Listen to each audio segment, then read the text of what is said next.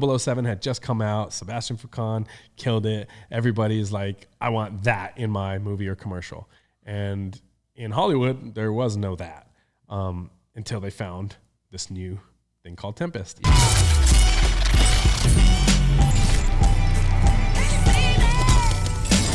What's up, guys? Today's guest is a professional stuntman and the CEO of Tempest Freerunning. Please welcome to the JAMCast, Gabe Nunez. What's up, dog? Finally made this happen. I know. A couple years in the making. I think it might be more than a couple. How long have you been going? Almost 3. Okay, so let's call it 3. Let's call it 3 then. And I baited this man into it. I recently got to help MC Kings of the Concrete, and you were like, what do you want payment-wise? I'm like, come on the podcast finally. Thank you, bro. You saved me a little bit of money. Probably a lot of money. Probably a lot of money, yeah. No, I'm not cheap. No, man. But thanks for having me as a part of your event, and thanks for coming on here. Honestly, we can't give away tons of it, but Kings of the Concrete was a massive success. Everyone in the community has been just loving it and can't wait to share more about it when it's public, you know?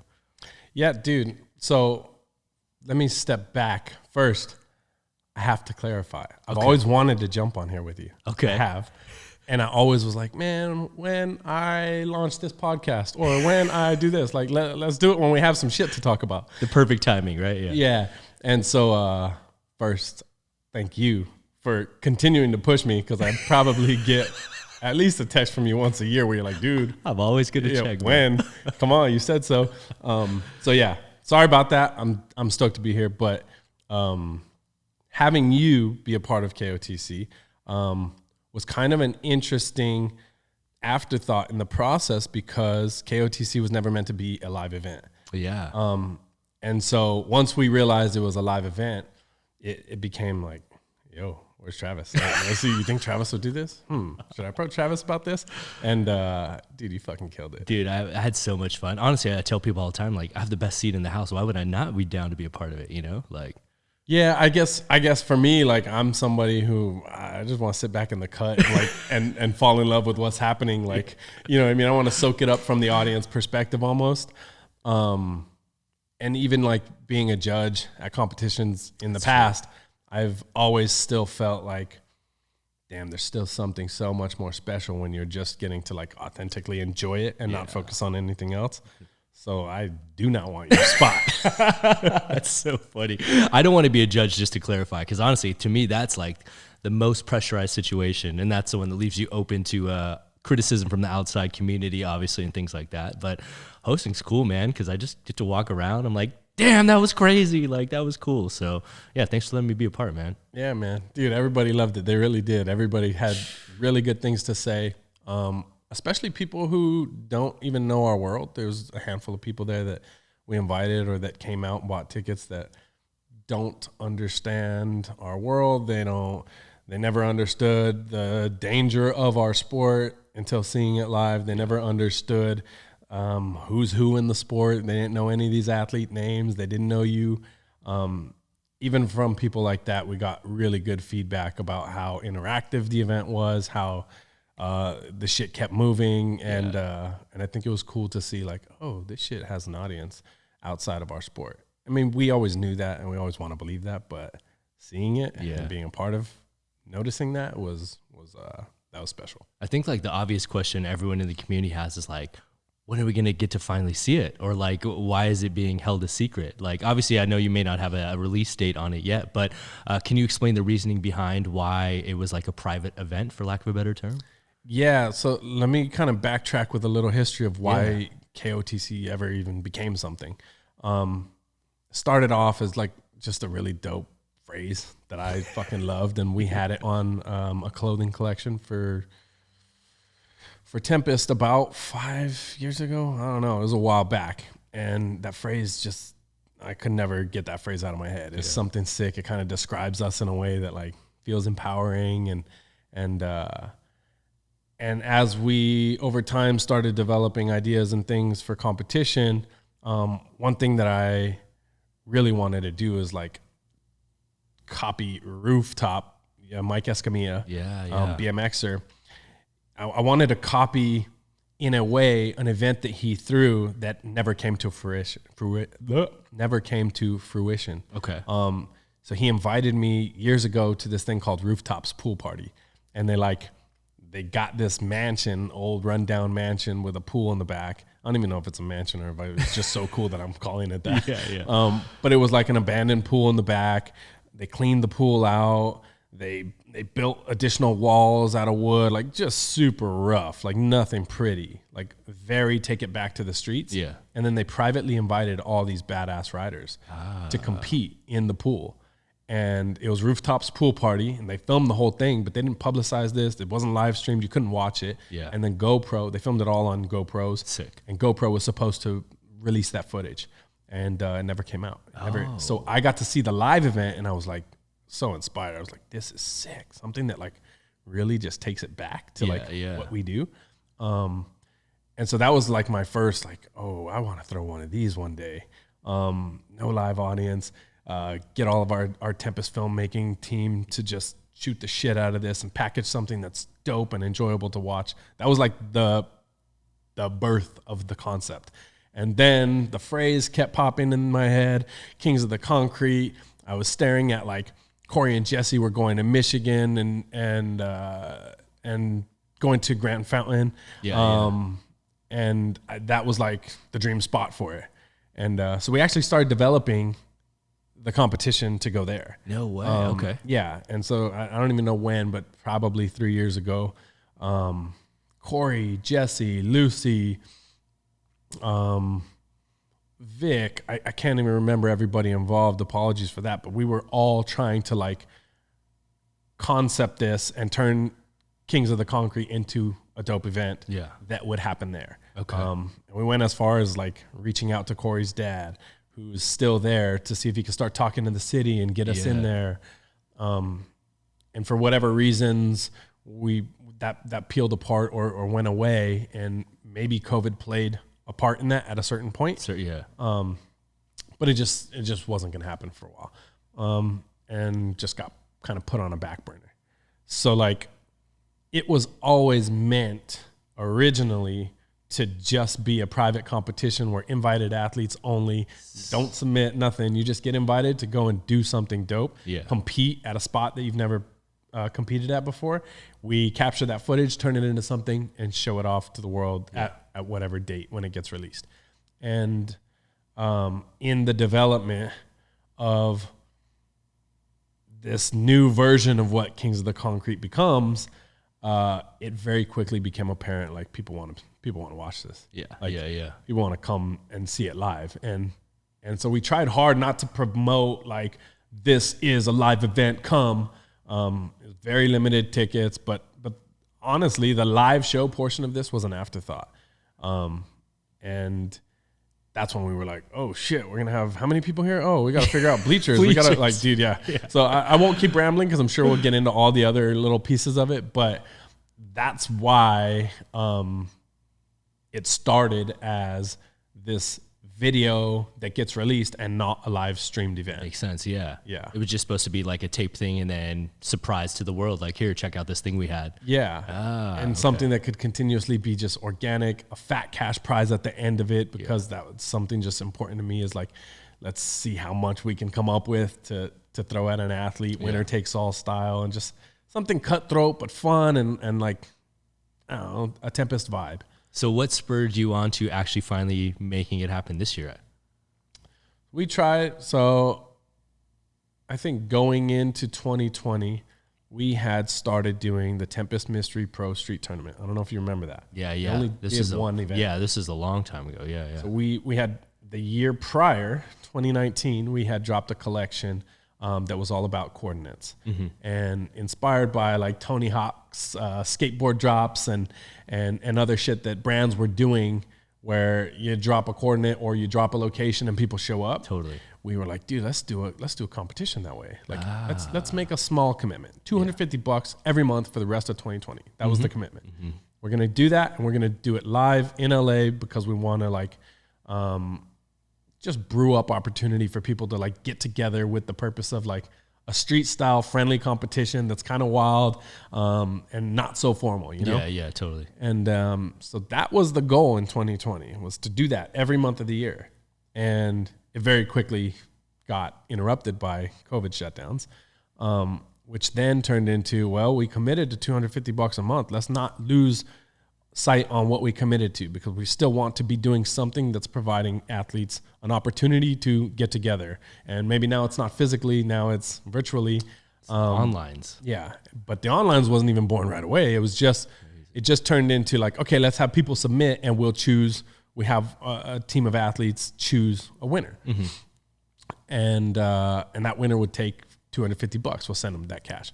And, dude, we got like over 200 submissions the first one. Wow. And like, I've been a part of Art of Motion and other things, and I see how many submissions come in. I'm like, yo, we didn't even try that hard. Yeah. As far as like, this was not planned and prepped, and we didn't give months of advance notice. Like, we just dropped this, and it's only for $250. And we got 200 submissions or more.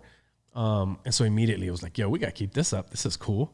At least until we can go back to these in-person tournaments. And I think we did it for 1 or 2 months that way. And then it's funny, I've been telling this story a lot. It's a hilarious story, but do you know the artist Danny Lay? Danny Lay. I don't know if I know. Okay, she's awesome. Okay. But I follow her. I think my wife put me on to her. Okay. But I follow her, and during March Madness of 2020, when everything had just really shut down, gyms were shut down, we can't go do anything, and everybody's in a really kind of like, what's going to happen phase. Mm-hmm. Danny Lay is releasing a song, and she's in her Instagram profile, in her Instagram stories, she does a March Madness style bracket. Okay. For people to dance and shake their ass essentially to this song. It's like an ass shaking song. No way. That is what the song is about, or not about, but like, she's got people dancing and submitting their videos, and then she puts them in a bracket head to head, and then they move on. And so like, I've been familiar with sports tournaments and March Madness forever and all of that, but like, seeing her do it in the Instagram stories was like, oh shit, this is kind of sick. What if we did this with the free running competition? Totally. And what if we did it once a month? Like,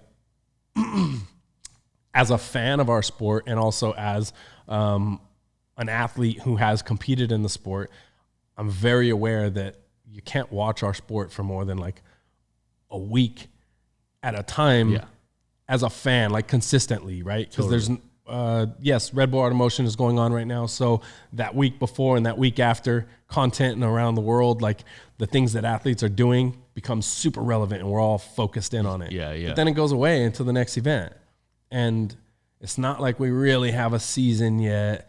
There's not just a consistent way to be a fan. Yeah. And so I was like, if we did this every month though, that means 1 full week out of every month, people are dedicated to paying attention to our sport. And that to me was like, oh, that's kind of exciting, right? Because now we can watch competition. I mean, it's not live competition, it's not a produced event, but we can watch competition happening literally every month and for at least a week. But it actually was more like 10 days, because the onlines take like 10 to 12 days for us sometimes. Yeah. So the commitment immediately went like, okay, let's try this bracket style. And that's how it kind of turned into the online. To the Tempest Onlines. Wow. Yeah. That's crazy. And then all the dudes in the Tempest Media House, they all like geeked on it, and they started like branding the onlines. And like our graphic designer, Jake, I saw him like he's working on branding for the onlines. I'm like, yeah, this shit is sick. People are excited about this. Yeah. I'm like walking in some days, and people are talking about like, oh, this head to head between this person and this person. I'm like, yo, this is fucking cool. Yeah. It just finally felt like, oh, this is at least a consistent way for us to be paying attention to the sport. Obviously, there's a lot of other people doing things, and nothing against those, but this was a way to continue watching it, both as a competitor and as a fan. And so the onlines is born. Crazy. And so what did you guys start with the cash prizes on onlines? So online started at, well, the first month before it was the onlines, it started as $250 cash prize, just one person. then after that month, we quickly realized we needed a female division. And Yannick Varnell Hill, who you've had on here, he's one of my best friends since college. Like, we've been tight. He was putting out the Free Run Parkour song. Yes. And he was like, yo, can I be your first sponsor for the onlines? Maybe it'll trigger other brands to see, maybe you can use this experience and whatever comes out of that to get other brands on board. Totally. And I was like, yeah, let's do this. Yes. So he helped us essentially double our prize money. Okay. At the same time he helped us double our prize money, he kind of forced us. Committed you to 500. Yeah, because then, so we do that and it works and it's successful and it's awesome. And now we have 2 divisions. And yeah, we get a ton of submissions still. And then I'm like, oh, wait, but that means now we got to give away that much every month. Yeah. And so it eventually got to, we were giving away $1,000 a month. Wow. 500 to each winner. But 2 full brackets of 32. And it's gone up and down. You can start seeing the seasonality of the sport, especially like globally. Totally. When people can't get outside, we get way Can't less submissions. film. Yeah.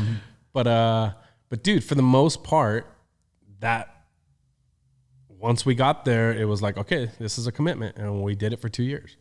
And just committed. And it was probably the only thing that, you know, outside of running our facilities on the business side of things, like probably one of the only things we've ever committed to that consistently. Yeah, long term. And stuck with. And kudos to the media house because they had to deal with that shit. Like running the onlines is gnarly. Dude, super gnarly, bro. I was watching, I'm like, I wouldn't want to be in charge of this, honestly. And to do it every month was like, I mean, we're spending 3 weeks out of the month making sure we're either finishing, wrapping up the last one or prepping for the next one. Yeah. So it became heavy. Crazy.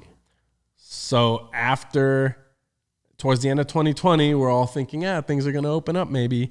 Let's do Kings of the Concrete. Let's make it a live ending to the onlines. Yeah. And winners of the onlines will get an invite. And that's when we started first, probably like tying together these 2 things. Okay.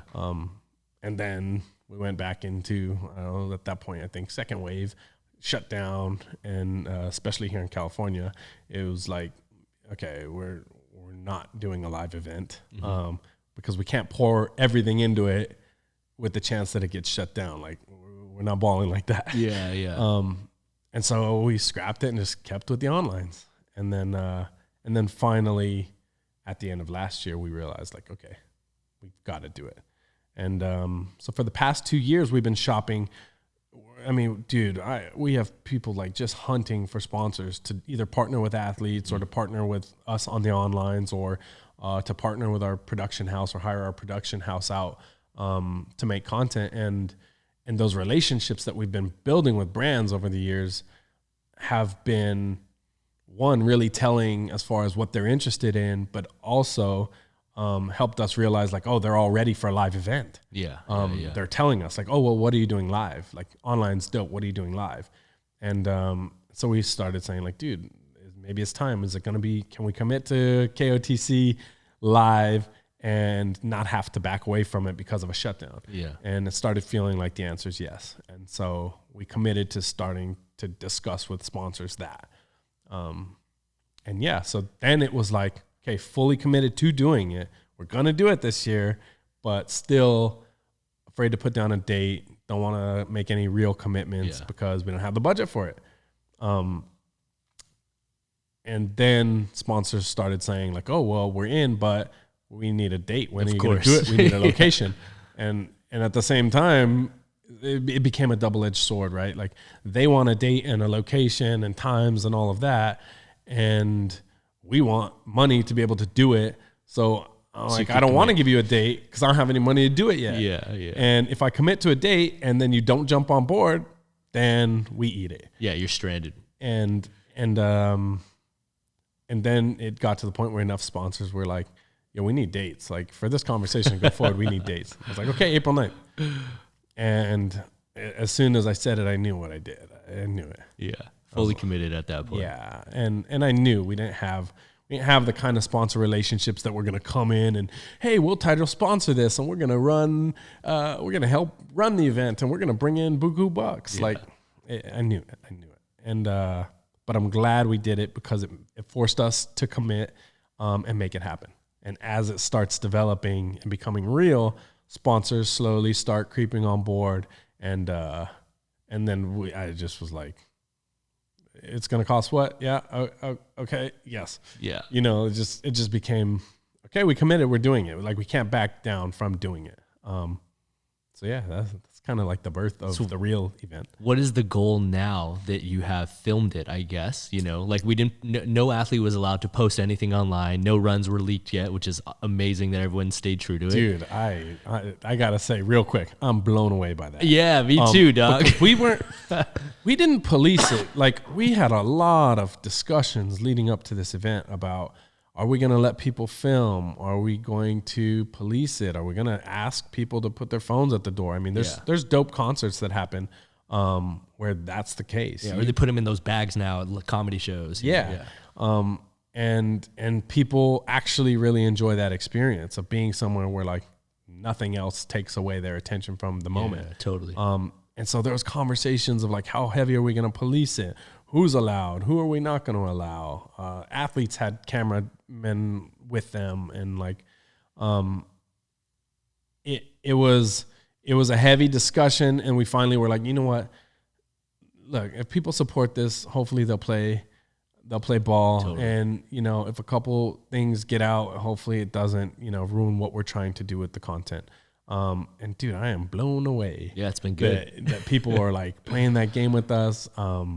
Everybody involved had a blast and really felt like they see something here. And so I hope that that's what that means, is like there's a support going into whatever we do next. Yeah. And so to answer what we're doing next is we're currently doing a sizzle reel. Okay. I've gotten to talk to ESPN Plus. I've got some possible connections at like Peacock TV. Yeah. I'm just talking to a bunch of different possible streaming partners, because I think there could be something really dope about getting this content out to eyes beyond our community, but where the community can still get a hold of it and watch. Yeah. To me, it was such a dope experience. It deserves like some curation, right? Yeah, yeah. And that was the original goal. Like it was never. You said this as a host. You said, "Hey guys." And I appreciate it because I would never tell people this, but coming from somebody who's not like Tempest, it was really appreciated. But like, I think you told people, you said, "Hey guys, I want you all to realize like you're lucky to be here because this was never supposed to even be a live event."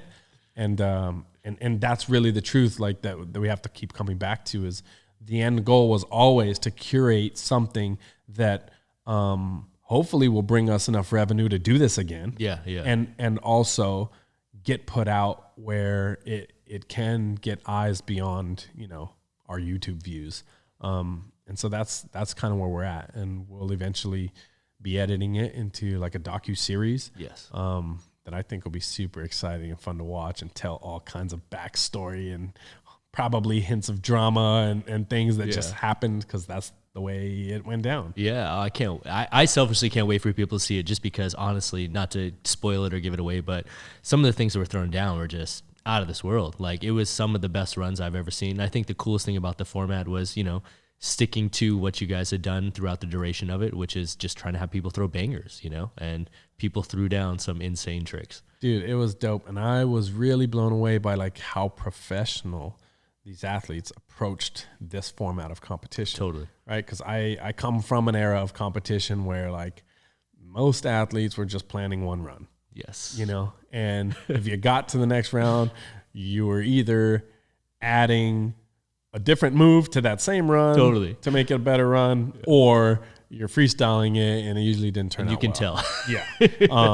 And I don't think we, as Tempest, I don't think we ever tried to approach competing like that. Mm-hmm. But it has evolved because of onlines in a way where these lines that people are putting together, they're 15 seconds, but they're like, dude, they're packing in more in 15 seconds than I was able to pack in a 45-minute or a minute-long run back in the day. And and they're clean, they're connected, they're like stylish, they got bangers in them. Like, I think so. Then seeing people in this format prepare 3 to 4 lines that aren't the same lines and that are super clean and concise and have like heavy hitting moves in them, that was dope. So dope. Yeah. I think sometimes even in art of motion, like when I've watched firsthand, because they have to get to a certain ending point, you almost like feel people forcing moves or like trying to add flow for the sake of adding flow. You know what I'm saying? And you can tell when it's like, that's not that guy's style. He doesn't normally do movements like that, but he's just doing it to fill the time and the gaps, you know? So yeah, no, I really, really appreciated the athletes, taking into consideration the same way that we didn't tell people like, you know, this happens if you film. Like, we didn't want to police that. Yeah. We also didn't police the length of lines. Yeah, I know. And we wanted to. We had conversations about that too. Like, do we police exactly how long? Do we have a buzzer that hits that gives them like a 5-second warning so they know like they're about to get to the end of that? And we decided ultimately that no, we're not going to police that, but we are going to ask them to respect like a 15 to max 25-second line, because we think that's what's best for this style of competition. And that will keep them from getting into like the sloppiness or the fatigue that we commonly see in our sport. Totally. And dude, they all did it. I mean, I don't remember one run happening where I was like, oh, you went way too long. Totally. Yeah. Everybody was on point. Yeah. So super surprised at the entire event. Like, I kept telling people coming into it, this is an experiment. Not saying this is going to be the best way to compete. Not saying this is the new way to compete. We don't want to carry that bag going into this. Yeah. But what we do want to say is like, hey, we're going to try something that we think is cool and that fits like who Tempest is and matches kind of what we've already been doing with the onlines. And I think in that aspect, it was awesome, dude. I couldn't have gone better for a first event. Fingers crossed that we get to see some sort of release date later on this year or sometime in the near future, because I just hope people get the chance to see the format and see what the athletes did. So, dude, I'll tell you, I've never believed in something we've done more. Sick. And saying that means I'm not gonna let it not come out. Right. And I'm not going to, we're not going to play the game of like, let's come up with a deal that puts this out 5 years from now. Like, we don't want that. Like, we are hustling. And if somebody doesn't come on board quick, then we're editing this ourselves and it comes out the way we want it to. Yeah. So dude, we're all stoked. The team is stoked. I was talking to Yannick yesterday about this, but at the end of this whole event, it was dope to sit around and like, I see you in a place where you are where you want to be in the moment. I see 15 filmmakers that are covering this event all look like they're doing a job that they love doing and want to be doing. Yeah. I see athletes that are all super stoked whether they did bad or good and loving where they're at in the moment. I see an audience of people that like has, 50% of that audience does not consistently follow our sport. And I see them all there, like in love with what is happening. And to me, that was like, this is special. If for nobody else, this is special for me. Yeah, totally.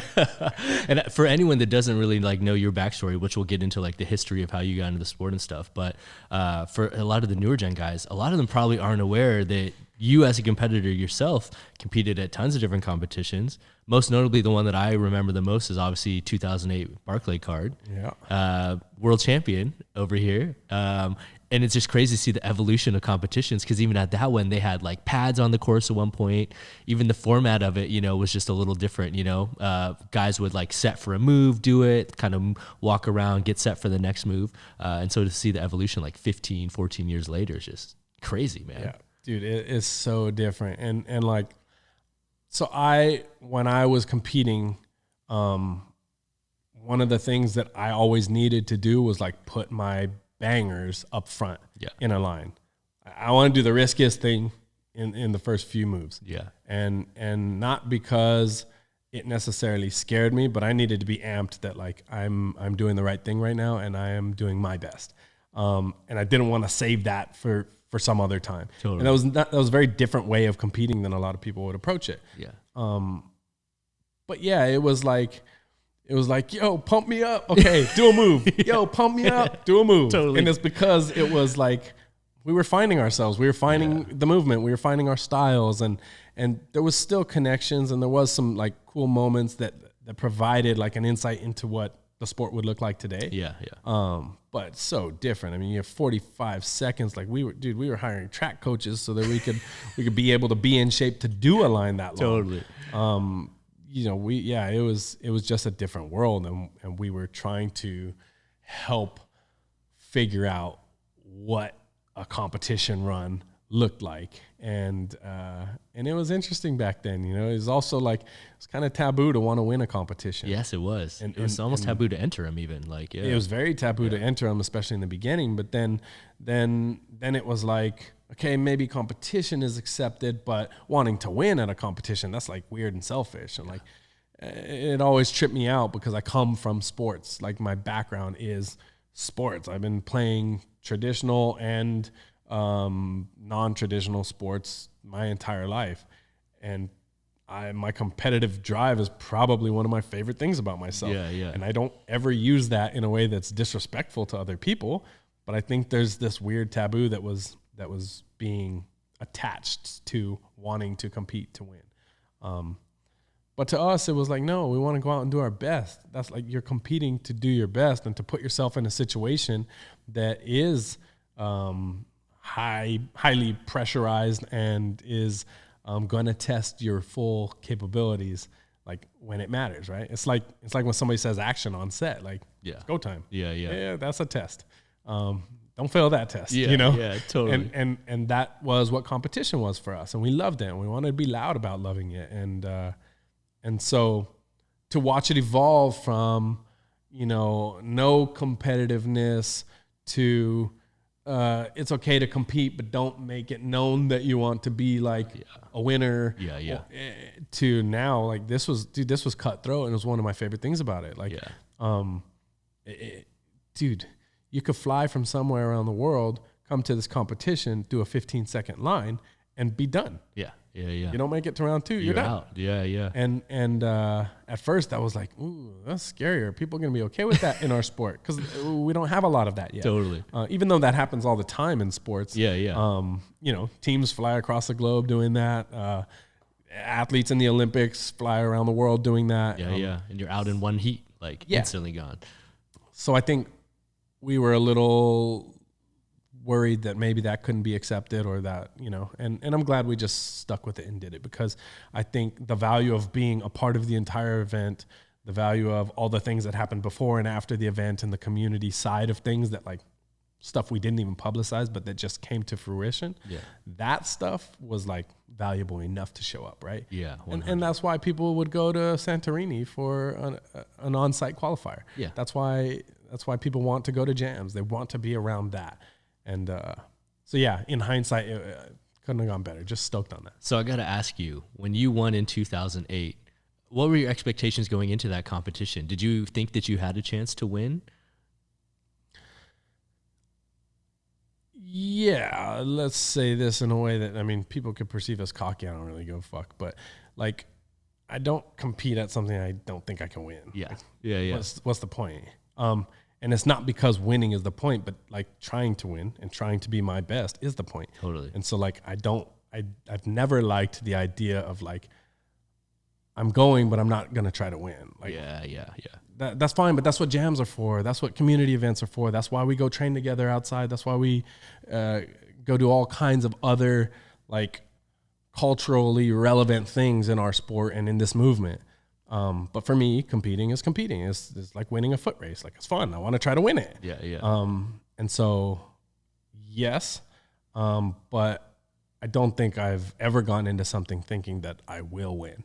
That's like a confidence that I've never reached, right? Like, you see some people and you're like, damn, how did you reach that level of like, you're so sure of yourself. How are you so sure? I envy that in a way, you know? Yeah. But yeah, so I definitely went in knowing that it was possible. And hoping that I could do some things that were going to be unique and help me do that. But yeah, so didn't know. I've always wanted to ask, did you practice that 360 precision on the bars beforehand, or did you just throw it in the comp for the first time? I honestly don't remember. I don't think I had practiced it there.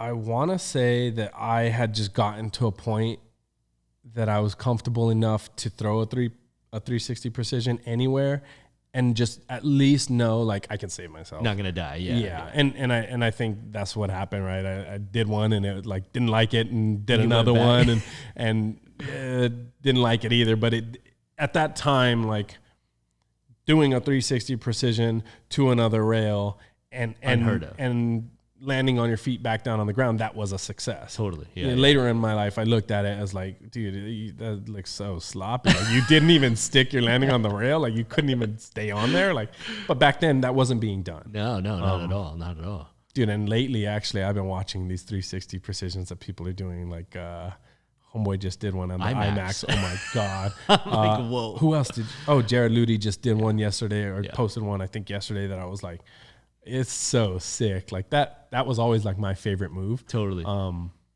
It's so sick to see the evolution of like single moves like that over time too. 100%. Yeah, no, I've just always was curious about that, like what your intentions were if you got to practice it beforehand, because people were shocked when you threw it. Like, honestly, that's probably what made you stand out more than any of the other moves in the run, so to speak. You know what I'm saying? Was that one singular trick. So yeah, I think it was just one of those things that like for me didn't feel like it was that crazy to do. Definitely scary, especially I think those were like 8 feet apart. Yeah, it was a solid jump. It was the distance, but also it was just like one of those things that I felt like, oh yeah, this is fun. And the way that some people could do a con gainer, and back then I was like, con gainer, that's nasty, like totally. And that's the way I felt about 360s, and there wasn't a lot of other people focusing on that, and so maybe that's what made it, seem unique. Hell yeah. So how did you first get introduced to this sport? I know you started, like you said, doing a lot of traditional sports growing up. I even know that at one point you had like a sport karate background too, which I feel like a lot of people don't know about. Yeah, dude, my life in sports is wild. Like, it literally like soccer growing up all the way till like middle school, and then basketball and football. Didn't like football. Wasn't into that. So then basketball, and fell in love with basketball all the way through high school. Okay. And then got into some trouble in high school and I was asked to leave the team, and that's when I was like, I fell in love with breakdancing. And at the same time I fell in love with breakdancing, my parents didn't want me doing that because that's hip hop and that's a little scary and it's edgy, and that world requires you to like go to nightclubs and have dance battles. And so instead they were like martial arts, and they put me in a karate class. And immediately I started shining in that class, and my instructor took a liking to me. And I very quickly was able to realize like, I could put like all of my love for like breakdancing and acrobatics into a martial arts scenario. Yeah. So like I very early on pushed away from the traditional side of martial arts, and learning like technical form, and went way over to like the creative side that was at that time like barely developing into a tricking movement. Super new. Yeah. And so I was doing that, and then fighting. I loved fighting, and my instructors were dope. And in my city in El Paso, Texas, I was able to compete at super high levels, even as a white belt. They would throw me in. I remember when I was a white belt, they took me to Mexico, to Juarez, Mexico, to a tournament, and they put a black belt on me, one of their black belts on me, and they sent me in there, and they were like, "Go ahead." And I remember doing really well. I don't think I won that tournament, but I was competing with black belts. Yeah. And I was like, yeah, this is sick. So I fell in love with fighting, and I fell in love with tricking. And I spent a whole lot of time doing that. I mean, all the way through college, I was really, really into that. And I was traveling on like the NBL circuit. Yep. I was coaching a lot of younger kids, specifically on the tricking side. Okay. While they were doing like the more technical side of forms with somebody else, with my instructor. The love for that ability to bring something unique or different to a traditional thing like karate, like TKD. I was just into it, and it was taking me around the world. It wasn't making me money yet, but it was taking me around the world. Like, they were taking me as a coach to competitions, and then I could also compete while there. And I just started like falling in love with the creative side of that movement. So tricking became like, oh, this is a new thing. Yeah. And I almost like eventually just left the martial arts side of things behind and really spent time on tricking. 100%. And then at the same time as that, I think it was 2001, Jump London came out. Yes. And I'm in college, my first year of college, not living with my parents anymore, on a campus in a dorm with homies, where Fight Club was pretty fresh in everybody's mind. Yeah. So we were like, dude, my regiment in college with homies was dope. So like we go to class during the day. I've always been decent at like liking school and attending. But as soon as school was out, it was like, okay, we're going to go play intramural basketball. And then when it gets to evening time, we're going to go have a breakdance session. Okay. And then when it gets to nighttime, on a couple days out of the week, we're going to go free run, which back then meant just wildly jump off of shit that's way too high way too sketchy and climb buildings that we probably shouldn't be on. And then other nights we would hold a fight club. No way. Yeah. And so like I brought all of my point sparring gear. Yeah. And another homie of mine, his name is Isaac Nunez. We called him Beast. He was a badass fighter, and came up in El Paso as a martial artist too, but from a different school. And he was in college with me, so we would take all of our sparring gear and we'd bring it out into like this quad area, and we would just have fight clubs with all of our homies, and everybody would put the shit on and just go at it. Crazy. And it was so much fun. And so like every night of the week we were doing that, and then we'd do like open gym sessions. And so I was watching like Team Ryoku. Yes. And that night I was tricking, and we'd be like chugging a red line. Do you remember the energy drink? The old school red lines. Dude, yes. And that's when I think they were probably not approved to be doing what they were doing. But we'd be like juiced up on this energy drink, and we just go all night and just train hard. Crazy. And so like my whole college experience was based on like that mix of still hanging on to my love for basketball. Yeah. But that was during the daytime, and then at nighttime, all that creative movement exploration. Crazy. So yeah, and then I kind of could never look back. Once I did parkour, I was like, this is the most free I've ever been. I can decide all of it. Yeah. I can even decide what move to learn, and I can make up a move. It's that young. Like, yeah. Okay, sick. And so yeah, it was all of that kind of helped me want to become a stuntman, because I went to college for criminal justice. Yeah. And I just didn't want to follow that path. By the time I graduated, I was like, yeah, I can't do that. So it was like, well, shit, is there a way to become a Jackie Chan? Like, right? Yeah. And looked into stunts and then made the move to LA. Oh, crazy. And so did you know anyone out here, or how did you make that leap? Did you just blind leap of faith? No, dude, I went to a stunt school. No way. Yeah, I went to this stunt school. I remember it was in Seattle, Washington. Yes, that one still exists. Yeah. And I didn't know if it was even like a viable option. Yeah, because I didn't have any contact. There was a couple stunt people who had come out of El Paso, and I had tried to like pick their brains. But I mean, now as a successful coordinator and stuntman, like if somebody random hits you up and like, hey, I want to be a stuntman, and you're kind of like, yes, I know you do. Yeah.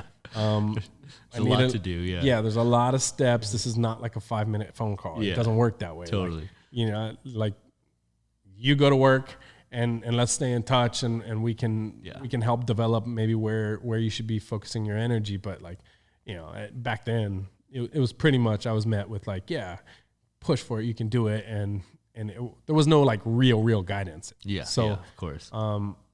So, dude, my parents had just bought me a car for a graduation gift. Okay.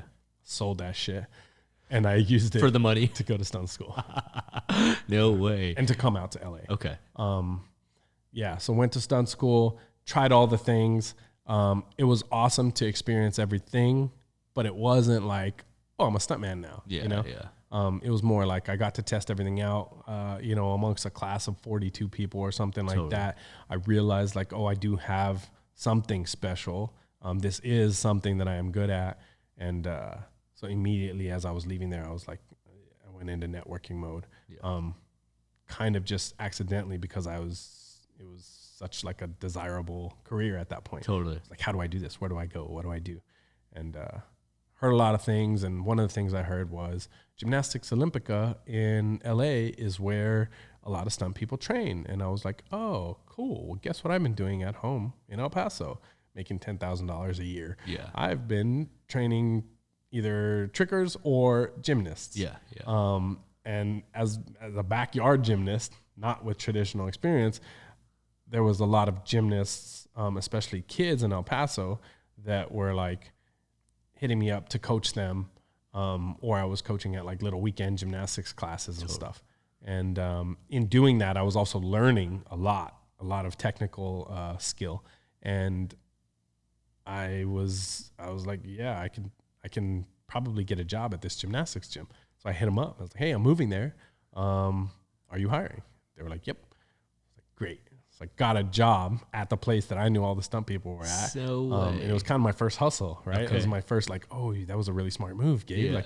So all of a sudden I'm in this space and I'm working. At the end of the day, there's open gym, and here comes Rich King, and here comes Vic Lopez, and here comes Paul Darnell, and here comes like, there was a ton of people. McKay Stewart was in there. There was like, I think Tim Ulick was there, and like it was the only place back in the day besides Valley, really. Like so we would bounce from there to Valley College. Yeah, and it's kind of where I met everybody. I think I met Latif there or at Valley College, and all of a sudden I was in the same space as all these people that were either really hustling to get into the business or already in the business. Yeah, and so I just trained with everybody there, and it was awesome. It was like, oh, this is the perfect job because I get to do both of those things. I get to make a living in LA and kind of support my dream, along with my wife, who wasn't my wife then, but she was working. Yeah, I can get into that story different. She wasn't working, is the reason I say that. So I sold everything, brought us to LA, and then I worked for a while. And as soon as my career started like getting hints of like, oh, I got to quit this gymnastics gym because I'm going to drop the ball on them, then she started working and she kind of took over. Wow. And like, so we've done this like, hey, you take care of everything, I take care of everything. And I think that strengthens something with us. Yeah. But yeah, that was kind of like the intro into my career in stunts. It all came from like hearing that Gymnastics Olympica is where they're training, going, meeting people, and then, linking with the homies. All of a sudden, me, Vic, Paul, Rich, we're training together, and they get invited to do the Tourist World Stunt Awards. Yes, the famous live show that set it off, basically. Yeah, and that's kind of the birth. Wow. So what year did you move out to Los Angeles? And then what year was the January 1st, 2007. Wow. I moved to LA, and that was my first day of work. No way. I literally started that day. Crazy. Yeah. And then when was the Tourist World Stunt Awards? And is that when you were asked to technically be a part of Tempest? Or was it not a thing yet? It was in 2007. Okay. I don't remember exactly when, but it was in 2007. And I believe that was the last live show. Yes. Taurus Awards. Yeah, yeah. It was interesting because I'm so bad at remembering these kind of details, man. But like, I'm sure somebody can correct whatever I mistakenly don't recall. But they formulated Tempest for this show. Oh, wow. Okay, right? Like, I mean, I think it was already being formulated, but the show came, and all of a sudden it was like, well, bring in more people. So like Zen came in, I came in, Frosty, forgive me if I'm forgetting anybody, but so we come in to do this live performance as Tempest in front of anybody who could potentially hire us for the rest of our careers, and doing something that nobody else in the business was doing yet. Parkour wasn't a skill that stunt people had. It wasn't common yet at all. And so 007 had just come out. Sebastian Foucan killed it. Everybody's like, I want that in my movie or commercial. And in Hollywood, there was no that until they found this new thing called Tempest. Yes. And so it was sick, dude. The Rock announces like, the intro. Tempest. Yeah. And it was like dream come true, right? We all do this performance in front of everybody that could ever potentially hire us. We start building relationships, and like at that point we were out of here.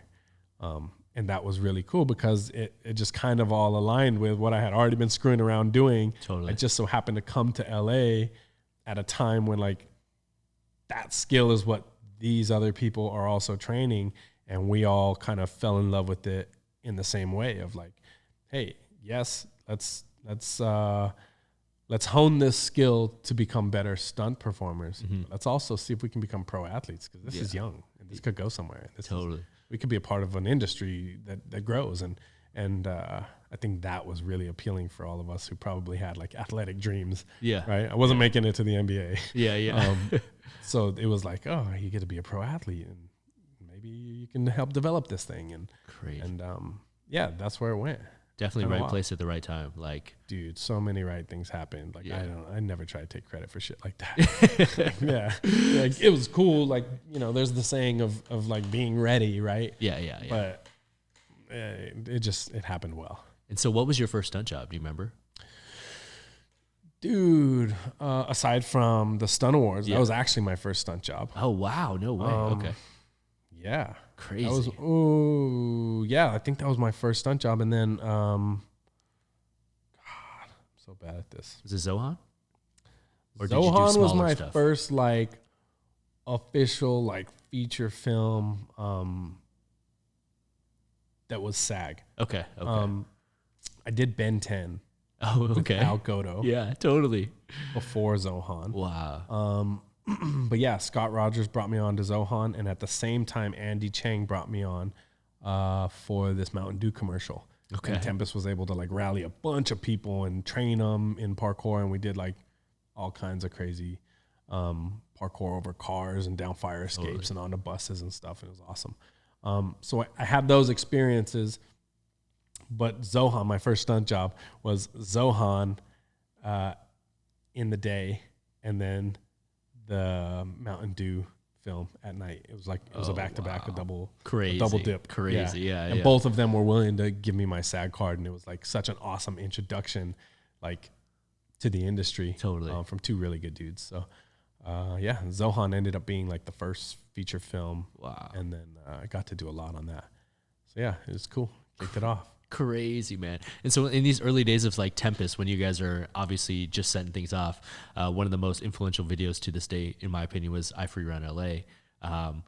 Who came up with the concept to like finally put out a video to showcase the team in that type of format? And how long did it take you guys? Dude, I don't know. I'm assuming Paul probably came up with that process or with that concept. Okay.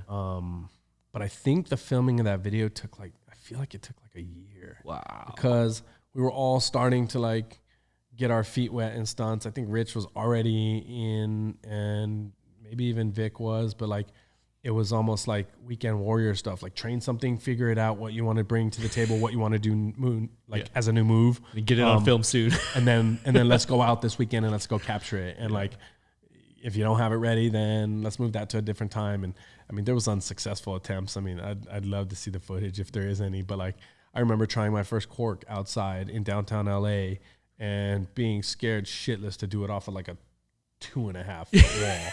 Bro, so scared. Like, totally. So scared. Totally. I remember trying my first Kong gainer outside. I had him locked in the gym. Yeah. And I went to try it outside, and I was like, nope, this is scary. Because I couldn't find the right exact spot, you know? The perfect drop, the perfect. Yeah. And back then the technique was not refined, right? Like if you see Kong gainers now, you're like, oh, these dudes all have that down. They're doing them up things, off level heights. I'm like, dude, this is crazy. Precisions. Like, it's wild. Yeah. But for us, I think we were just winging it, like exploring that. And like, you know, you saw something that was dope like that, and you're like, how do I do that? Let me try it a bunch in the gym and let's see if I'm ready outside. Yeah. So there was a lot of unsuccessful days that we'd go out and like, yep, not for me today, guys. Who else has something? But yeah, I think it felt like it took about a year to put that whole thing together. But it was awesome because it was like super skate inspired. Yeah. It was like, let's all go out there and be loud with our own style and still try to come off looking like a team. Totally. But yeah, dope. Super influential video, man. Like, I mean, back in the days when that came out, it was honestly one of the most pivotal videos as far as like showcasing a team. Like we had 3 run in the past, you know, like some Yamakaze stuff and things like that. But you guys really like showcased a culture like for lack of a better term, and like a friendship. Because a lot of other videos didn't showcase like personalities, you know what I'm saying? Like you guys like interacting towards the camera, you know, Victor saying like bam and all this stuff, you know, it really just like set things off in a different way. And of course, being a team from LA, it just seemed like, oh, these are like the new it guys, you know what I'm saying? Yeah, it was fun to explore that, because I think we were all trying to find ourselves and really try to like allow ourselves the fullest expression. And also like have a personality, right? Like we wanted to be loud about our love for coming up with new shit. We wanted to make, I mean, it's laughable now, but like we were trying to make names for moves that like they're hilarious. I mean, we were calling things kumquat. Yeah. And we were, sunny side up. Yeah. The Italian job, like, dude, had sick names that were just fun, dude, and they were fun, and we all had our own nicknames, and it was, you know, Showtime and Diddy and Jaywalker. Like having all of those things made this fun. Yeah, it made it feel like we were building something, and we were. I think at times we didn't know what we were building, but I think there was always an idea of what we wanted to build. Yeah. Very early on, we looked at Element skateboarding. And I remember at one point we bought everybody an Element skateboarding shirt just to say like, yeah, we're going to have one of these. Wow. You know, and then we eventually at competitions started being received in really interesting ways. I remember one time in Sweden in Air Whip, when we first put out the prayer hands, or the prayer feet shirt. I have pictures of like everybody, Ryan Doyle, Pasha, Tim Sheaf, everybody's rocking that shirt. In Sweden, and it was like, dude, this is so sick. Like we're building something that's fun, and it does feel like it culturally matters to care about more than just the movement. Like, who are these people? How do they connect with each other?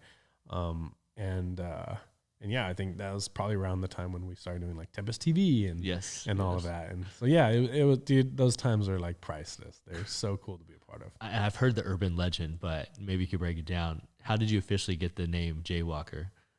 I don't remember when it was in the relationship with the other founders, but we were in Pasadena. Okay. And I was crossing the street. Yeah. And as a kid from El Paso, like, it's not that big of a deal. Like, you cross the street, if there's no cars coming, like, nobody's going to mess with you. And I remember crossing the street during a night out, and a cop on a motorcycle sees me and like turns around and comes and gives me a ticket for jaywalking. You actually got a ticket. I actually got a ticket for jaywalking. I don't know anyone that's ever gotten a ticket. I was blown away because it was like an aggressive, like you did something wrong ticket. And, you know, after the fact, everybody's laughing. And of course. Yeah. I wish I remembered like how the development of the name came, but that's where it came from. Okay. Yeah. Crazy. So, I don't know anyone that's ever gotten an actual ticket for jaywalking. I don't either. Yeah, I don't either. And I still to this day I was like, wow, that's an interesting one. And especially for like, I don't know, you live in LA and you're like, yo, if a cop has time to turn around for that, like what is going on that like isn't getting the attention it needs, you know? Yeah. So it was just a hilarious experience. And all of our nicknames came from silly shit we did for the most part. Yeah. And so at what point do you guys decide to open Tempest Academy? It was way later. 2010, we make that decision. And 2010, we're all making money now. We've all had a good kickoff to a career in stunts. Yeah. But none of us, for the most part, can peel away from the fact that like we love this sport and want to build in it, and we want to continue building this brand that we've got. And so we pool our money together, like 25 grand each. Yeah. And we say, let's get this spot. And back then the rent was pretty cheap and affordable for that. And, I think we signed a pretty short lease cause we were scared. Yeah, of course. And, put our money in, and we hooked up with Nate Wessel, who had, he's built a ton of our stuff. But he's an X Games designer, and he's built Woodwards and just one of the baddest builders on the planet. And we linked up with him because he had worked with Mike Escamilla and Vic Lopez on Mall Cop, the first Mall Cop. Yeah, of course. Okay, yeah. Okay. And so we have a connect to this dude all of a sudden, and it's like, yo, we want to build this. And he's like, yep, I'm on board. Sounds sick. not been done yet. Yeah. And so we get them out to LA and we built the place in like 7 days, dude.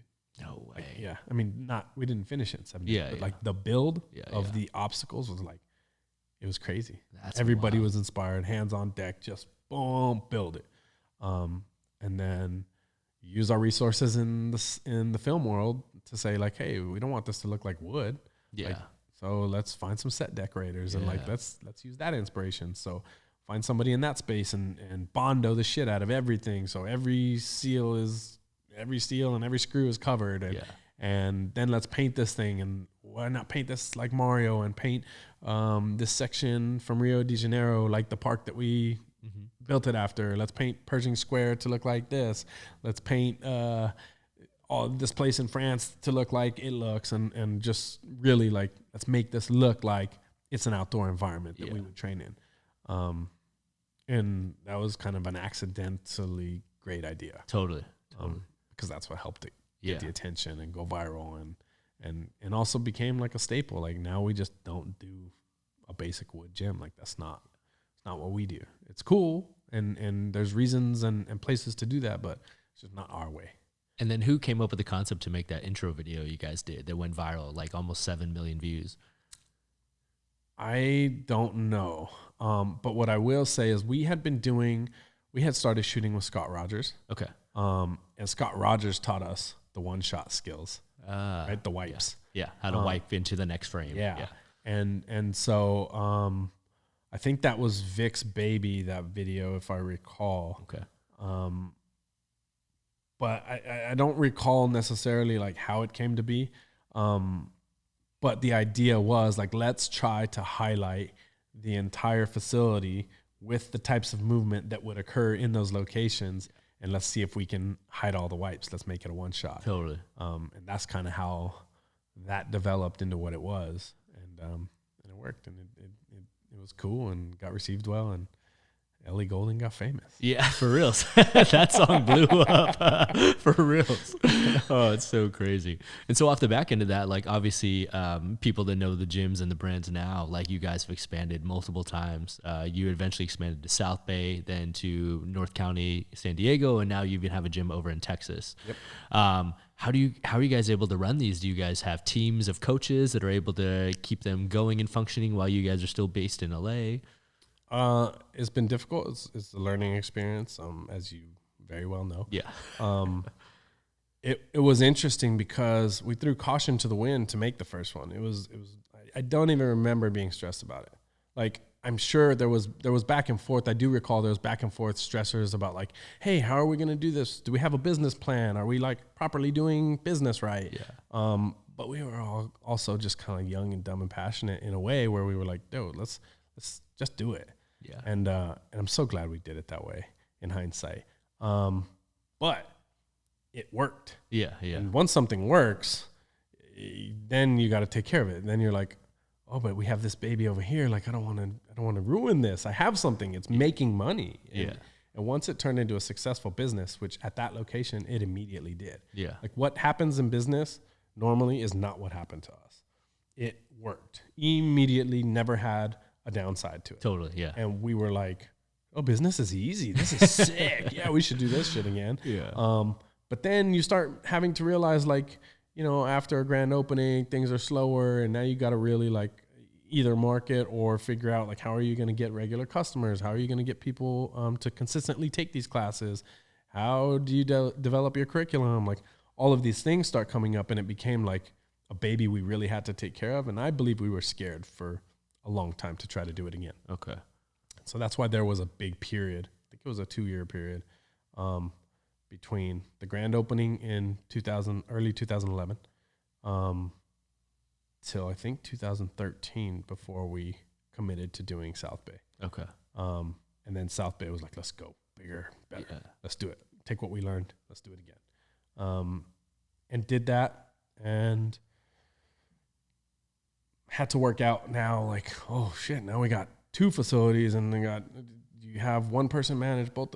Maybe you get a manager here and a manager there. How many coaches do we need on staff? Like we're just learning all these things with no experience. And and up to South Bay, not with any like real guidance, but started having to professionalize right around then. Yeah. And really figure things out. And South Bay worked pretty quickly. Yeah. And so now you got 2 successful businesses, and it's like, oh, we could do this anywhere. It'll work anywhere. You believe in it. Yep, it'll work anywhere. And then we go to San Diego. And not only that, was that just a whole new process because of everything that's going on within ourselves, but also you're in a new city now. It's not just down the road. You can't just pop in. Yeah, it's from not your an hour house. drive away now. And so from the build all the way to operations, after it's open, it's a different beast when the business is in a new city. Like, and that took on a whole new kind of stress element that was added to our company. Yeah. Right. Like now you got to make sure you're not dropping the ball. What we would do at times is like, oh, we got to focus on this new thing and then forget about that other thing. And then we see something like, yeah. So we made a lot of mistakes across the way and still do, whatever. That's part of the game now. Totally. We didn't know that back then. Yeah. It was more like, oh yeah, we focus here. And then all of a sudden you're like, oh wait, but we lost focus there. And like, so it's a mix of finding the right people who are gonna, I would say this, it's a balance of finding the right people and then doing right by people. Yeah. And totally. and that's something that's been probably the hardest to learn. And then finally opened one in Texas and same thing. But like San Diego, dude, that was not successful right away. That was scary. Conversations were had a lot about shutting that down. Wow. And then one day Tanner Fox pops in. Yes, makes a video. All of a sudden we get this pop off and we're like, oh my God, this is kind of like the intro to the age of the influencer. Yes. Right. Yes. And we were like, oh, we've all of a sudden got people standing in line to get an open gym. We're turning people down. Totally. Yeah. We were literally turning people down. We had like hundreds of people in open gym where we were like, yeah, sorry guys, we're closed. We're maxed out today. Yeah. And that happened a lot, and that boosted it for a very small period of time. Totally. Kind of like a grand opening does. Yeah, Everybody yeah. shows up and you're like, oh yeah, this is going to work. And then you realize like, yeah, but those people are not who keep your business alive. Yeah. They help keep attention on your business, but who keeps your business alive is the relationships you're building with your clients and your families and the ones that are coming every week or 2 times a week or 3 times a Those week. monthly recurring payments. Kids that want to grow up in this sport and become a pro athlete. Yeah. Like those are the ones. So there's a lot of learning and battling back and forth on where to spend your time and energy. Because do you spend your time on trying to make sure you're a hub for influencers, or do you spend your time on making sure that, you know, a kid has an amazing experience, is learning in the sport, is spreading the word, and wants to take classes, but also do his birthday party there? And so it just presented us with a lot of interesting insight and then some hard decisions to make. Totally.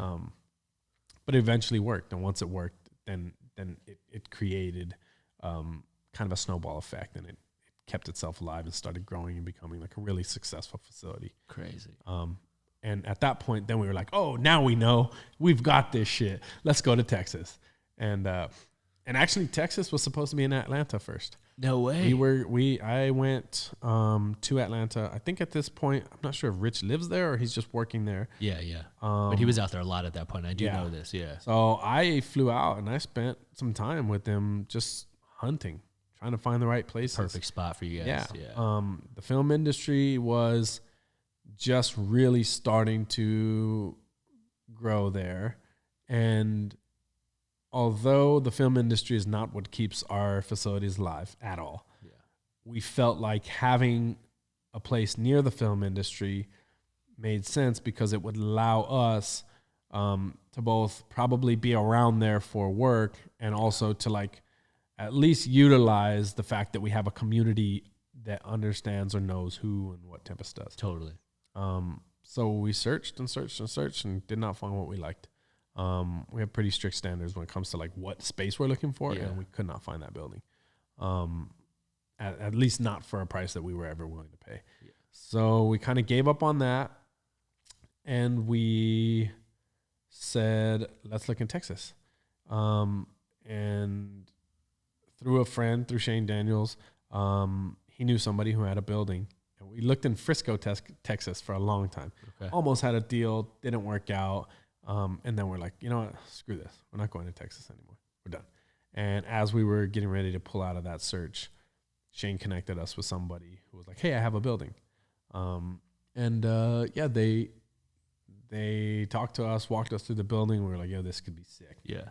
This could be very different. This could be like the new evolution of how we do these things. Yeah. So we used that to say like, hey, let's do everything that we always wished we could do. And let's try to make the best version of a Tempest Academy that we can. Sick.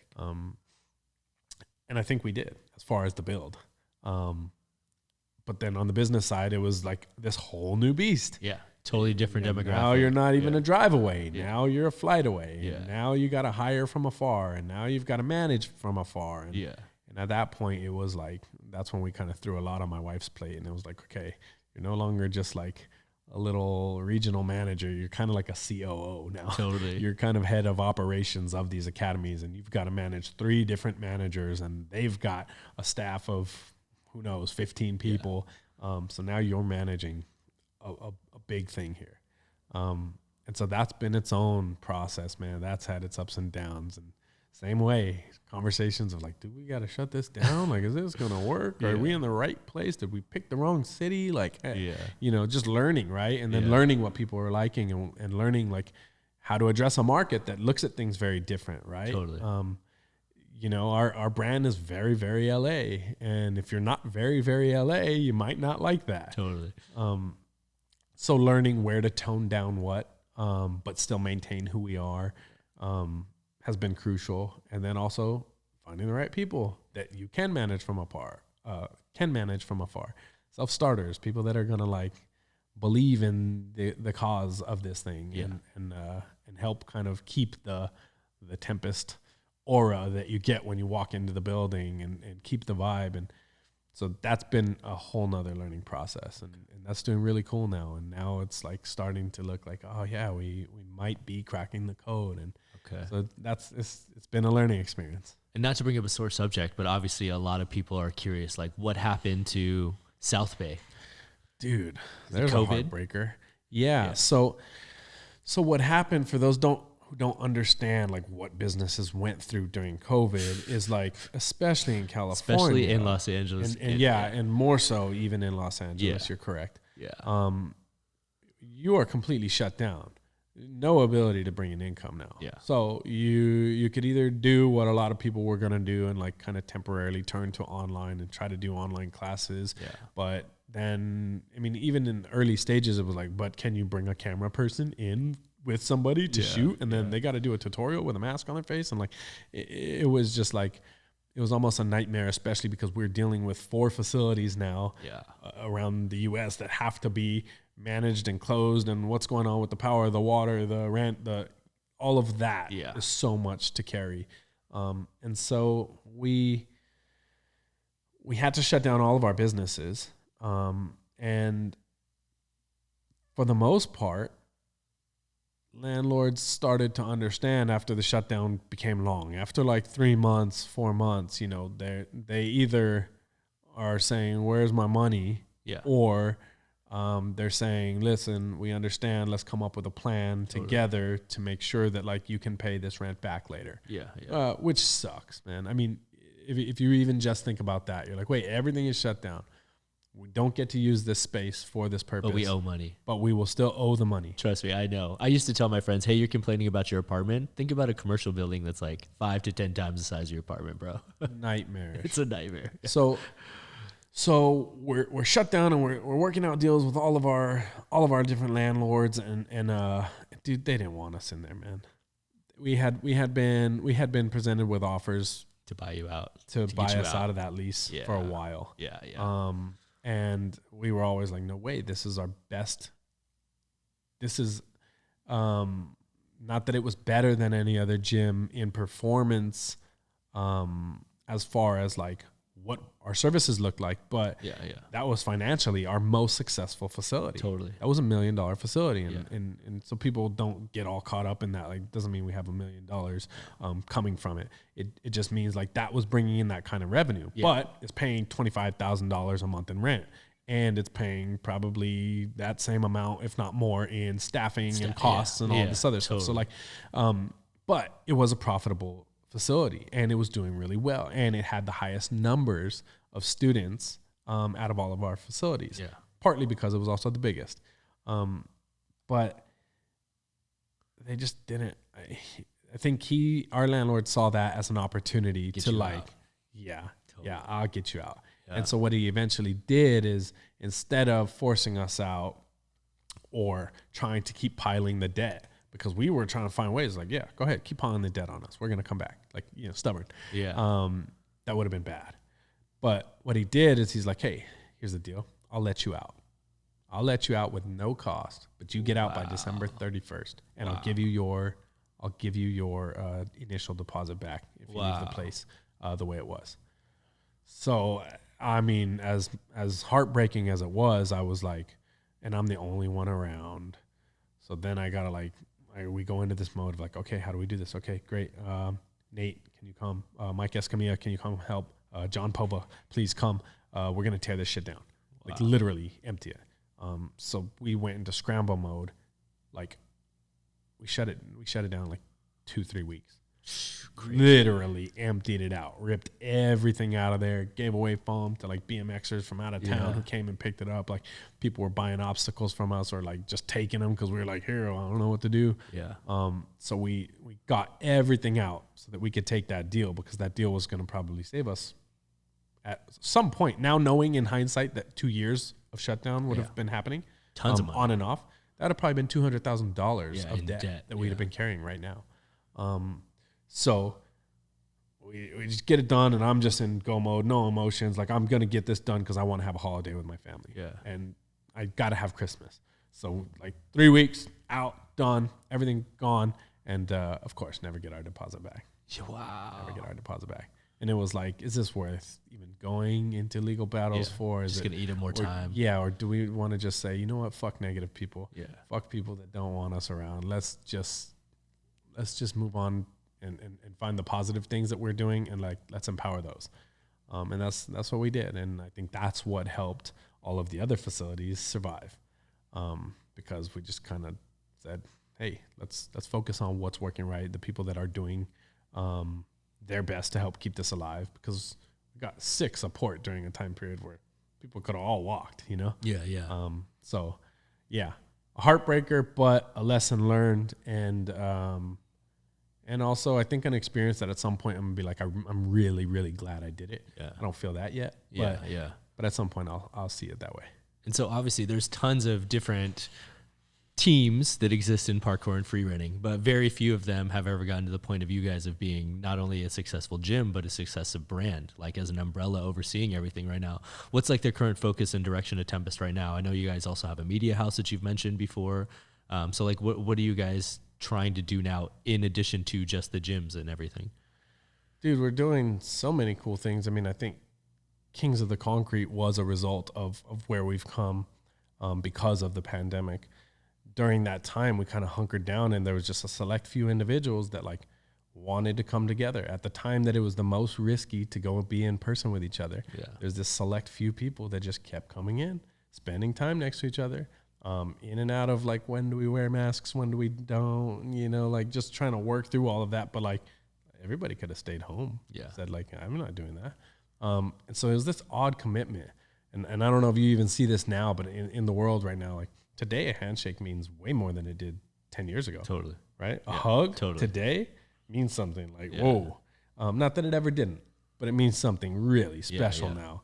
And I think that's like, it's essentially saying, I trust you. And I feel like we have this group of people that like we're just coming together like organically. I didn't have to specifically say, this time to this time, these days a week. It was more like, hey, here's when I'm going to be here. If y'all are down, that would be a good time. But then I would show up and nobody was.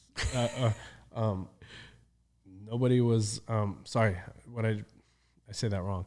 It's not nobody was there, but then I would show up and nobody was doing like just the times that I was talking about. It was like these dudes were in here and there started to become a vibe, and like they're hanging out and they're doing other things other than Tempest work, and just turning this into like a hub for them to connect with each other.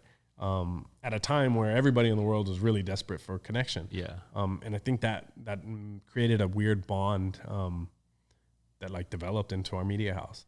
And that's when I was like, yo, I can't focus on the academies right now. There's really nothing to focus on. Totally. As far as like operationally or growing them. We're not going to look to open another gym right now. And I should state, we had just signed a lease to expand the OG location in the Valley. To the other side, And when COVID hit, it was like, well, we're not going to spend $500,000 developing that into another gym. Like what? We don't know where this is going. And so instead of doing that, we just like Tempest and Tempest Media House was kind of born in there and created it into this hub and what we're now calling the HQ, the headquarters. And in the back started doing trainings and previs and stunt rehearsals. And it's just become like a really cool space for Tempest as a brand to operate out of. And that formulated a media house and a production company.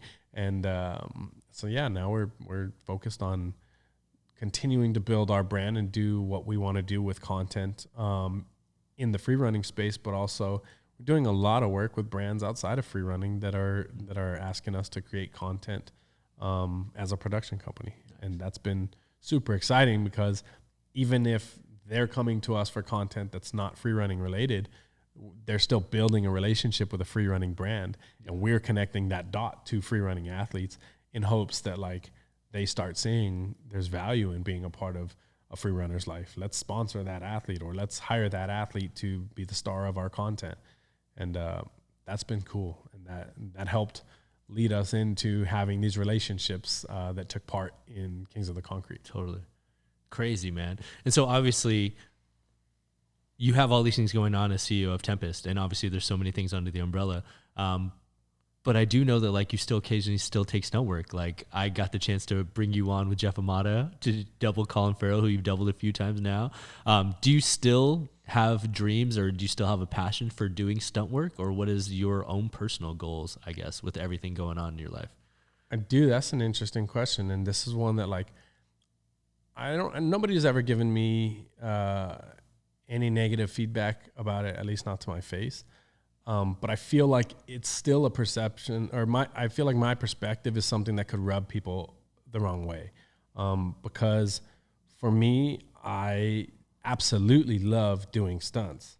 But I kind of am selfish in the way that like, I want to do it for a project that I could believe in. And I want to work on things that I really like working on. And I want to work with people that I really like working with. And outside of that, if it doesn't fit, I'm very willing to just say like, it's just not for me. Like no harm, no foul. No disrespect meant. I'm not trying to be somebody that's turning down a good amount of money on a stunt job. Totally. Because I'm cocky or I'm too good for that or I'm don't need the money. It's like I just want to do things that I'm super passionate about. And so I think that mindset in combination with the fact that I've got kids now, right? So when I first had my daughter, I went from, I was down to be 1X and go work for 4 months on a film doubling Colin, or, be in India for 3 months. And like, I could take those jobs and bring my wife out and we'd have a blast. And it's like, it's essentially a paid vacation and an experience living in a city in the world that like you would never get that experience without having to commit to doing it. Totally. So that was dope. But then I had my daughter, and both inside and out of our industry, I've seen people mess up fatherhood. And very much so. I was lucky enough to not have to experience that as a kid. I had a great father, a great mother, awesome upbringing, like spoiled in a way, because I don't know a lot of other people who can even say that they have that. Totally. But I'd seen too many fathers that missed their kid's birth, and it was like a conversation piece. And I was really? Like, there's no fucking chance. Yeah. It's happening. I'd heard from so many dads about like, oh yeah, you know, I wish I was able to bring my kids more. I really missed out on their younger years. Like, that always blew my mind. And so I made a very hard decision. I turned down Kingsman. At that time period, it was going to be like 3 or 4 months in London. I was like, I don't think I can do it. And I kind of just made a commitment. And at first it was like just an internal commitment, because there's the perception of like, oh, don't tell people if somebody calls you and you can't do the job because you're injured, or you can't do the job for whatever other reason. Just tell them you're unavailable. Yeah. Like, oh, you're busy. Yeah. I just don't play those fucking games well, man. I just want to be real with people, and I want to not have to like try to catch up with what was the story I told. Like, I don't want to do that. And so at first I was just very cautious about saying yes or no. But I was always honest with people. And then I made a commitment. I said, listen, I don't leave LA for work unless it's just a couple weeks or something. Outside of that, I've got a kid in LA. I'm really trying to keep my career here. And it was actually received so much better than I thought. Troy Brown, when he found that out, I mean, couldn't stop hiring me. Mark Norby, fully supportive, all the way to, I mean, everybody that I've worked for since has all been people who actually appreciated that. And then I realized, oh, they're doing that too. And I was like, that's sick.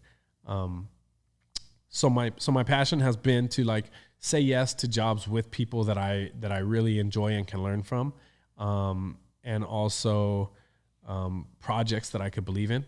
And then be able to maintain an awesome family life.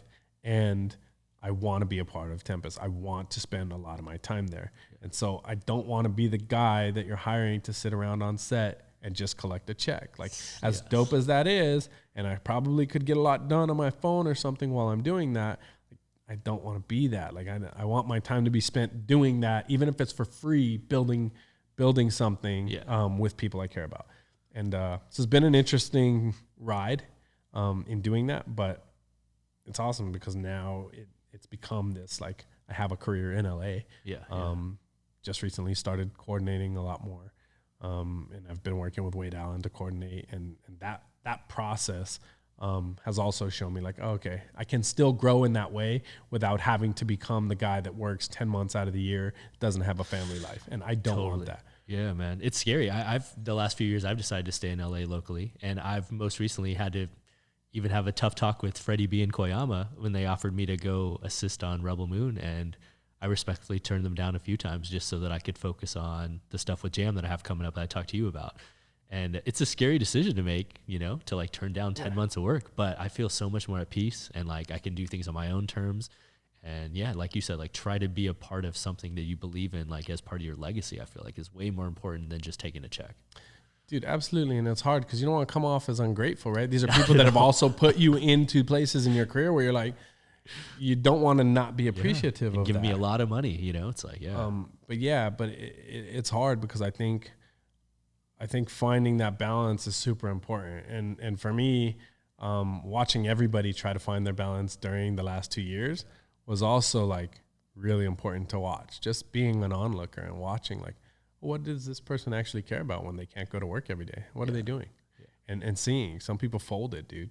Some people have had a really, really, really tough time and could not find themselves. Other people found something they didn't know they had, or something they didn't know they loved, or said, you know what, let me go into super drive on the dream that I always had that I wasn't willing to risk losing work for. And for me, like, it was almost like, sick, here's some time to like follow all these other passions that I haven't given time to, because I either give my time to Tempest, family, or stunt work. And now I've got 14 other projects that I believe in. Over the duration of your career, is there a movie that stands out as your most memorable, or one that was the most rewarding for you? To work on? Yeah. And the answer could be no, too.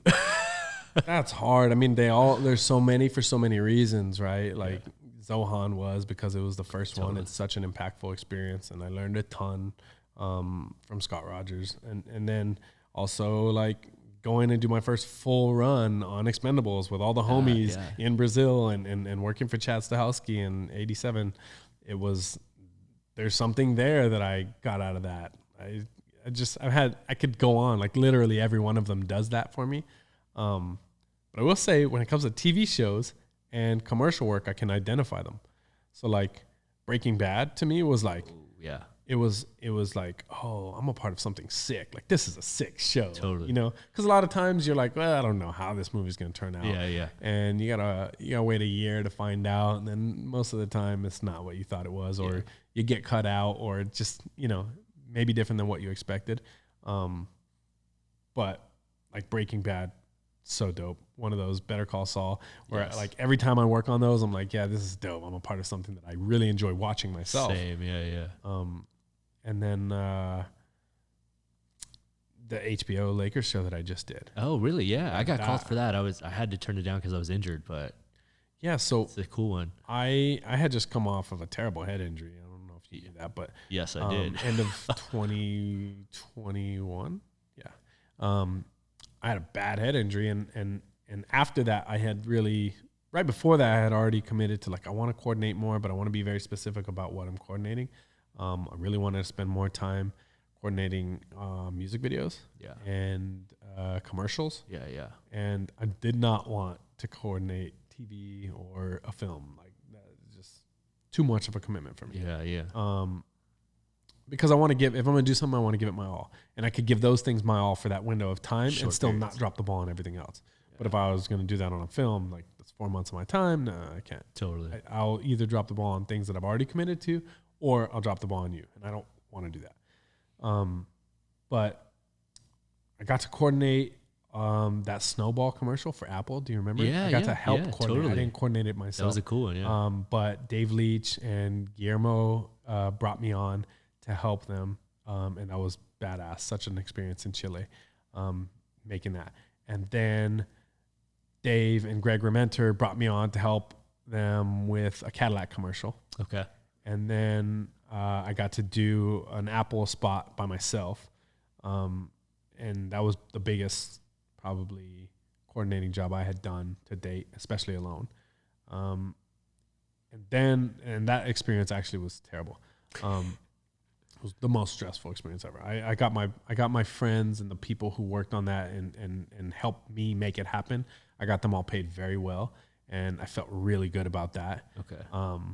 But it was one of the most like heartbreaking experiences where like I just was not working with the right people. Yeah. And it was rough.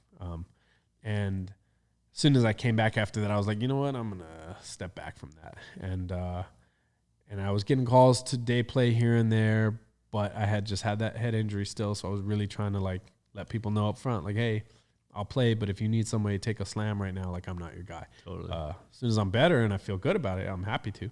But I don't want to risk this because it's a head injury. Yeah. And it was pretty serious. So then all of a sudden, I ended up buying a house out in Texas, right towards the end of all the shutdowns and the pandemic. I just needed a place to be able to get away, for our family to get away, and I figured we'd Airbnb it when we're not there, you know. And so we went out there and we just dove into let's just be in Texas, chill, like. The world's still weird. Like, you know, you can't really hang out in places in LA. You couldn't go anywhere. Yeah. Restaurants weren't open. So it was just really like a way to be away. And I got a call from Wade Allen, and Wade hit me up and he said, hey dude, I heard you're super into basketball, and I'm coordinating this show on HBO about the Los Angeles Lakers. Totally. Starting in the era that Magic Johnson was drafted. And I'm wondering, would you want to help me coordinate it? And I was like, whoa. Yeah, absolutely. Actually, that sounds sick. It's in LA. Yeah. It works in LA, and Monday through Friday in LA, like where my family is and where my daughter goes to school. And yes, absolutely. And it was interesting because I didn't know Wade like that. Like I knew Wade. I'd worked for and with Wade a good handful of times, and he's put me in some really cool spots.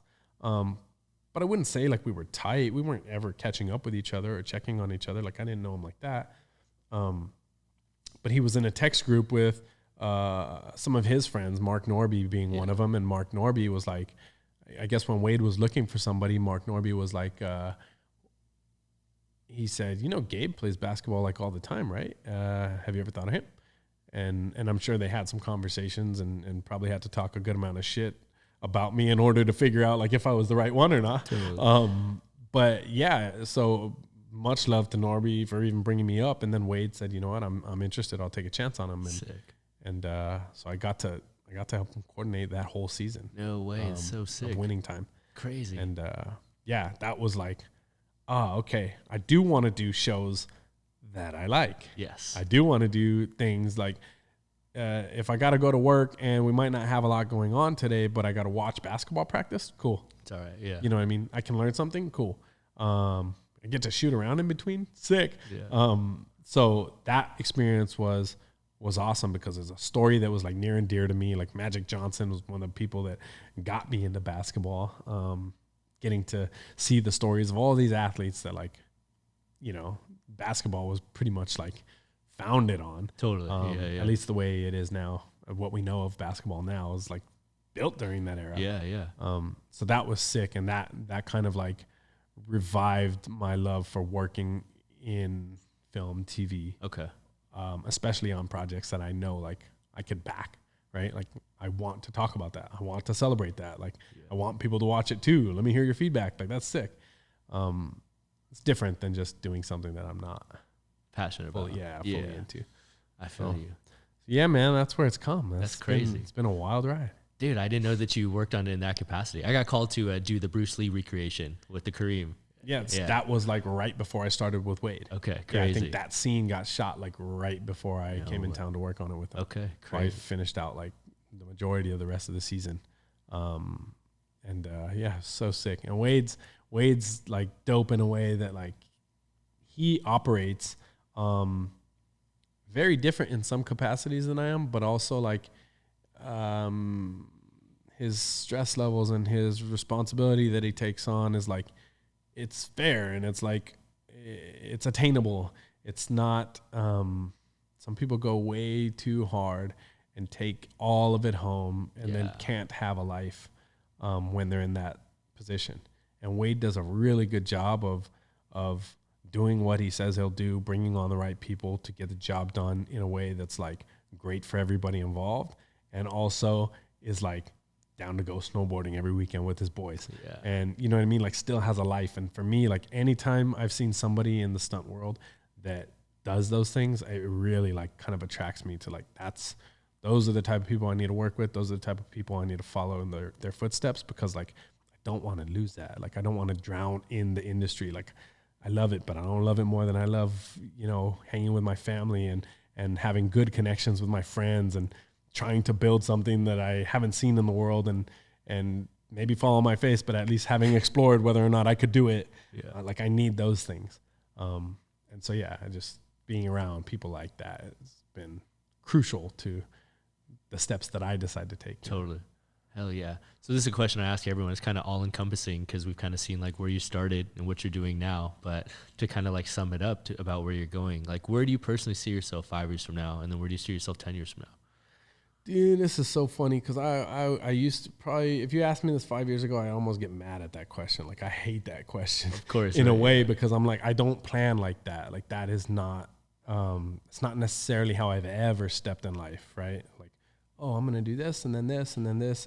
To me, it's more like I'm going to create something from this pure place. And if it snowballs and takes me here, then I'm going to make sure that stays important in my life. And there's a lot of those things, right? There's 20 different snowballs and the ones that are important, they get my attention. And the ones that fall off, well, then I explored it enough to realize like, no, that wasn't for me, but that idea is worth bringing into this other thing and making it better. But I will say that now, like, I've started to solidify things, like, right? Like every 4th of July, I want to be at the Texas house. That's family time. That's work ain't interrupting that. Yeah. So I'm doing more things that I can say are like planned for. Okay. I really believe in Kings of the Concrete. In my personal opinion, it's the best thing I've ever been able to do.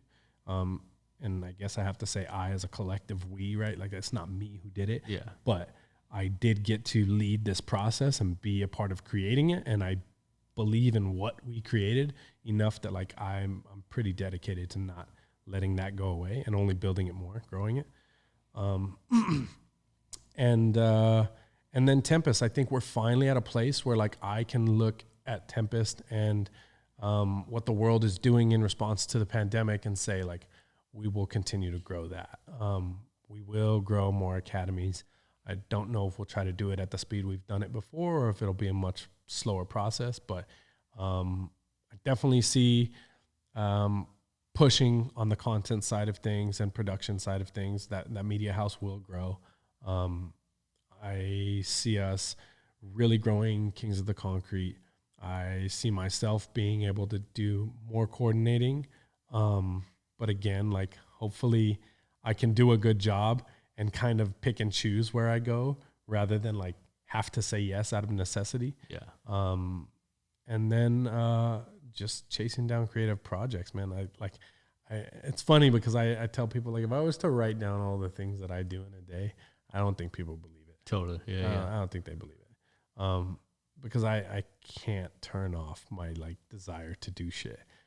It's really odd, and it's probably a gift and a curse. Yeah, 100%. But I can't not do something that like pops into my head. I have to like explore it.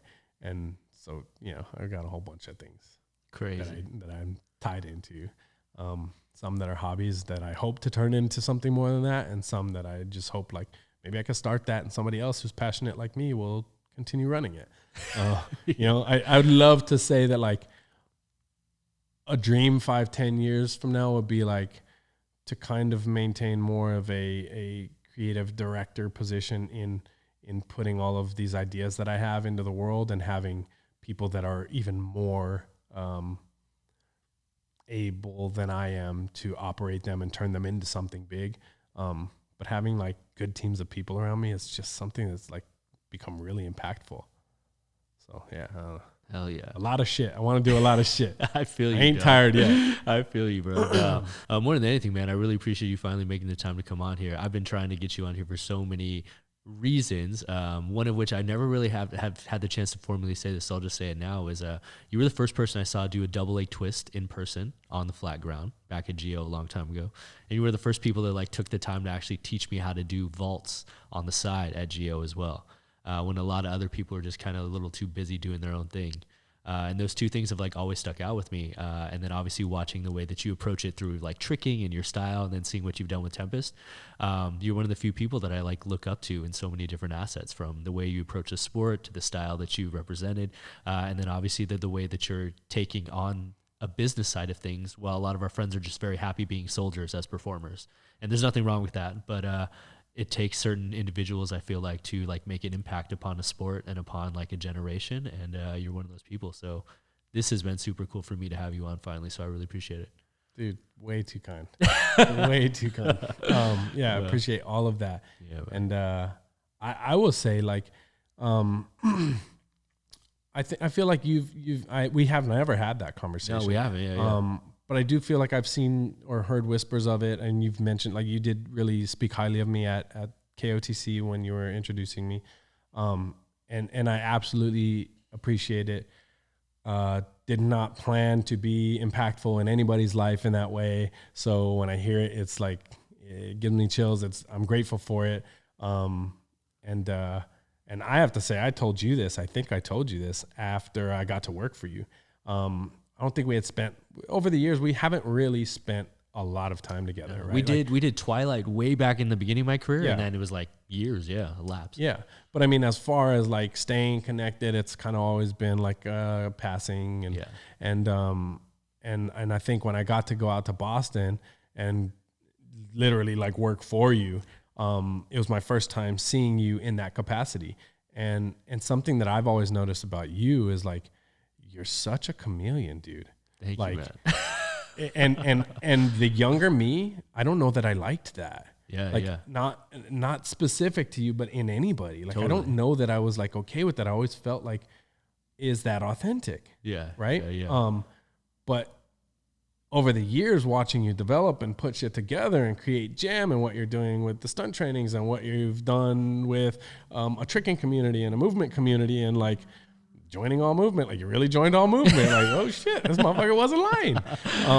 Thank you. And then seeing you in the capacity of a stunt coordinator. So I never told you of those things, but I did. I feel like before I left, I said, dude, this this is you. Like, you're really good at this. Thanks, man. And I was impressed with that. Like, and it made me take a look back at both my perceptions and also like realize like, dude, I got to celebrate that because that's super dope. So like, you should know that you've also been inspiring back in the other direction. Crazy. And I'm sure there's a ton of people that have been watching you on this or interacting with you in a space that you always make yourself available to people, which is also a whole nother mind-blowing ability. Might be because you don't have a family yet. Yes, that was going to say, still living that single life. So, But dude, it's been dope to watch. It really has. Thanks, and I'm glad we got to do this because it was needed. And it never just felt like we could connect on the right time to do it. And now feels like, I told you coming in here, it feels like, oh, this is, for some reason, this is the right time to do this. Yeah. So, dude, stoked you have me. Hell Happy to chat anytime, dude. Dude, I appreciate it, man. So before we get out of here, can you just look in this camera and tell people where they can stay up to date with your own personal journey or Tempest or everything that you got going on? Just shout out the platforms. We'll put it on the screen so you don't have to spell it out. But just let people know how they can continue to follow everything you got going on. Cool. When I'm paying enough attention to keep people update, you can catch me on Instagram. It's kind of the only social platform that I personally use. But Tempest, you can keep up with at Tempest Freerunning. The academies you can keep up with at TMPST Academy. Other than that, you can pop into the spaces and you can always reach me or somebody through either Tempest DMs or my own personal. I don't know. That's it. Perfect. With that being said, guys, please be sure to hit that like button, comment, subscribe for brand new episodes each and every week. Join us every Monday for jam breakdowns and every Friday for a brand new JAMCast, interviewing influential members of the movement community like Mr. Gabe Nunez himself. So that being said, guys, give one more very special shout out. Thanks for coming through. I really appreciate it. How did you remember all that shit? Wow. Hosting skills. And as always, guys, coming through. I'm your host, Travis Wong. Thanks for joining us here in another JAMCast. Until next time, see you all soon. Peace. JAMCast, baby. Yo, thank you, dog.